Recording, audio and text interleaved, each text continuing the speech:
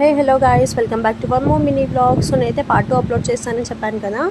So part 1 అయితే ఇప్పటిదాకా ఎవరు చూడలేదు, నేను లింక్ డిస్క్రిప్షన్లో షేర్ చేస్తాను. సో చూసేయండి.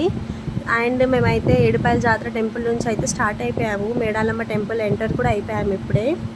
అండ్ ఇదంతా ఫారెస్ట్ ఏరియా అనమాట. టెంపుల్ ఇదంతా కానీ ఫారెస్ట్ ఏరియా. ఒక్కరైతే వెళ్ళలేము, విత్ ఫ్యామిలీ అయితేనే వెళ్ళగలుగుతాము.